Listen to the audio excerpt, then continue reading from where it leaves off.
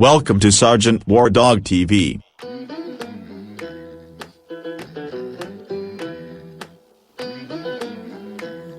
Steve Jeans, that's what it is. All I know is war. All I know is shoot. All I want is more, but I got some things to do. I'm a dog of war. Hell's what I've been through. I'm a dog of war. I did it all for you. I'm a soldier, I'm a warrior. Got a emblem on my cover. And ask me what I did for ya. I put the trash deep down under. Yeah, I'm a dog of war. Hell's what I've been through. I'm a dog of war. I did it all for you. Yeah. Hey, welcome back to the War Dog Trail. This is episode 10.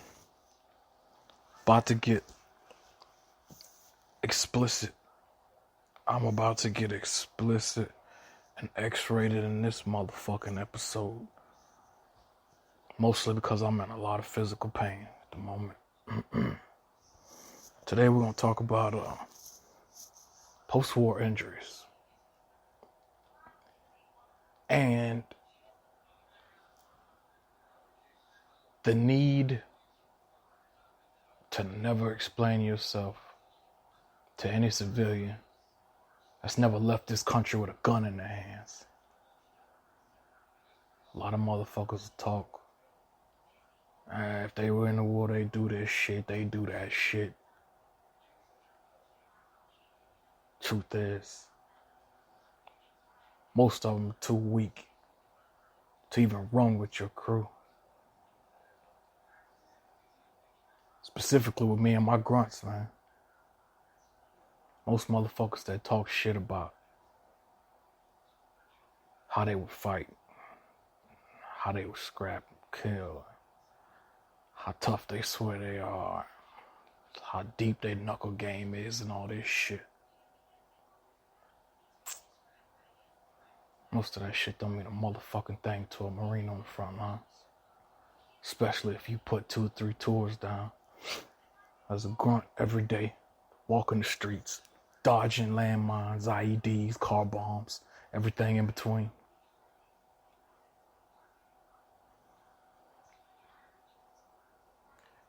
Any post-war injury that you have as a war veteran, I don't want you to ever feel the need to explain yourself to anyone else in this world about what you deal with, what you go through, what you have been through, except another war veteran. You peep gang, we tracking. Say that one more time.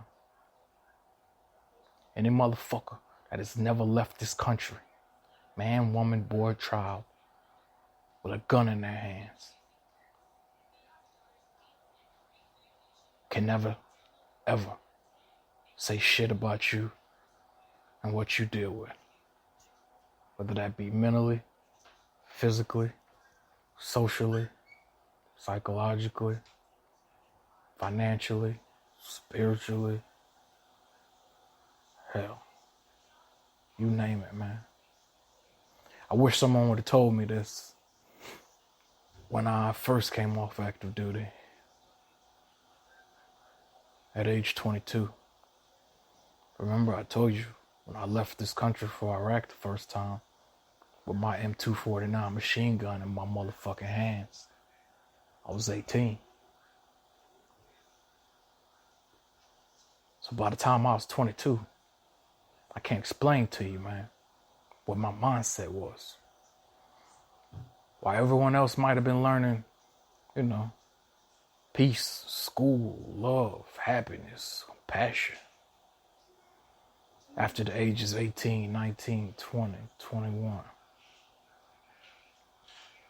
Those us in the infantry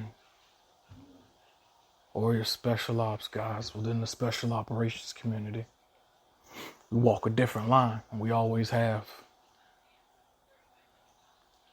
But I didn't know that when I first finished my first active duty time and ended up going to undergrad at UCL.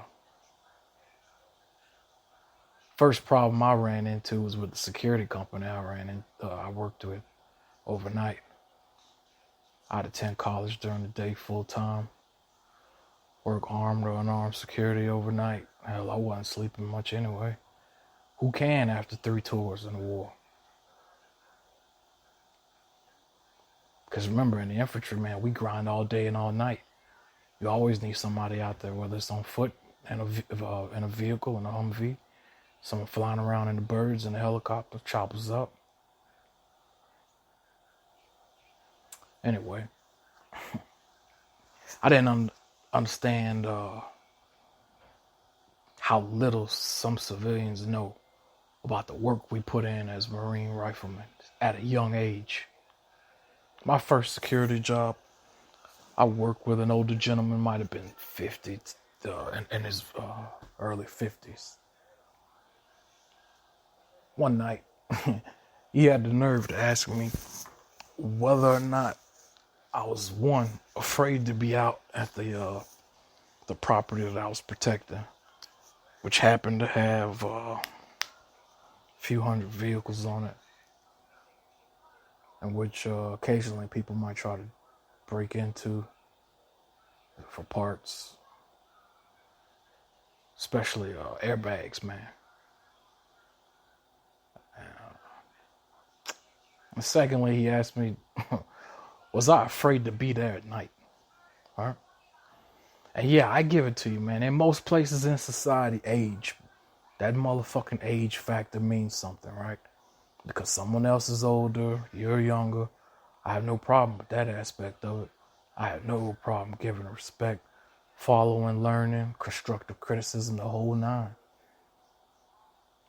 But what some don't understand is that at 17 and 18, you can have as much, if not more, training than your local SWAT team has. So when that motherfucker asked me that, and I started picturing, for one, can I handle, working this site? And young man, can you handle that pistol? Motherfucker, do you even know what I do for a living? Where I just came from? Can you motherfucking handle it? Your weak bitch ass handle the hundreds of miles, thousands of miles that I patrol on foot? Do you even know how you will react under fire, motherfucker? Ask me about operating at night. That's all we do is hunt at night, remember? We're armed with night vision goggles and thermals so we can see a motherfucker's body heat. Think I wasn't putting in work with that shit? First wave into fucking Baghdad. First wave of Marine grunts into Baghdad. First wave of Marine grunts to assault Fallujah in April 2004. Mind you, talking about Operation Vigilant Resolve. This is the first hit in Fallujah in April. After they murdered the Blackwater contractors, tied their bodies to the trucks and drugged their torsos up and down the street, and then hung them on the bridge and set them on fire. If I wasn't afraid to deal with those motherfuckers, why would this dude think, because he's 50 or so, that it would at all bother me to be in a safe-ass zone where I don't have to worry about IEDs, indirect fire, snipers? It was that age factor, man. That's what it was, to be real with you. But the truth is, man, it's the young people that run the front lines of the war. Those that are young enough, healthy enough, and don't get it twisted. This has nothing to do with one of those situations like, oh, I didn't know the war would be this, or I didn't know combat would be that. Every motherfucker in the infantry knows what time it is, 24/7. And once bodies start dropping, whether it's friends or enemy, give a good goddamn what another motherfucker thinks about your grind. Now, I didn't know that back then when I was 22. There's a couple ways you can react to that type of shit, right? You could say nothing and just take the motherfucker out, right? Could give him just a quick 1 or 2, knock him unconscious, right? You could verbally spit back at the motherfucker. Let him know that his weak motherfucking ass wouldn't even ever be qualified to run with your kind of killers. You dig? Couldn't handle it physically, all the physical requirements for 1 to be a Marine, for 2 to be an infantry Marine. I don't believe in having to prove anything to civilians anymore. Because I know that most of what they say, they speak out of not knowing. You know 9 out of 10 of them never fucking left this country with a weapon in their hands. Most of them, even if someone ran up on them, you know, to attempt to kill them, might not be able to defend themselves. So why the fuck would I give a fuck about their opinion? Especially when it comes to, let's say, your post-war injuries, right? Motherfucker don't understand what you went through, and they weren't to your left or your right while you were grinding in the war, anywhere, any country, Iraq, Afghanistan, any other, you know, secret, unknown, black bag, black ops type of shit. If a motherfucker wasn't there to your left or your right, do not waste your time trying to explain yourself, trying to explain who you are, why you are the way you are. You hold that down, you keep that together, you wait till you come running to motherfuckers like me. The real ones. The ones that put in work, that have confirmed kills, that do go in motherfuckers' houses on the regular. Because I'll understand you. When you tell me, hey, you get excruciating migraines and headaches, I'm going to understand that shit and never need to question you. Because I know the kind of indirect fire you were around. I know about being fired at by mortars, artillery rounds, obviously AKs, RPGs. Motherfuckers don't know what it's like to have bombs blow near them, most of them. And the rest don't know that we don't use, you know, ear protection in combat most of the time. Why? Because we need to speak to each other. We need to operate. Tell me your eardrums are blowing like mine, and that you suffer from the pain of non-stop tinnitus ringing because your eardrums are blown. As a matter of fact, I'm going to go ahead and one up on that and say that I believe that it might be just one factor in why so many veterans commit suicide. Because their ears hurt, man. And nobody sees it. Nobody understands it. And the motherfuckers who tell you and think they know so much about shooting, fighting, gun ranges, even though they tell you they've been in country, man. You ask a motherfucker what his job is, what his job title is, so you check that motherfucker on point. If his shit didn't say something like machine gunner, rifleman, sniper, mortarman, something that clearly explains that he put in work on a physical level, and that he understands that firing hundreds, thousands of rounds from his own weapon can damage his eardrums. Or you come out, you know, whether it's IED burns, blasts, losing buddies. Yes, I've lost buddies to car bombs. Yes, I've even seen female Marines hurt, killed, left a black spot on the road from a car bomb taking 5 of them out.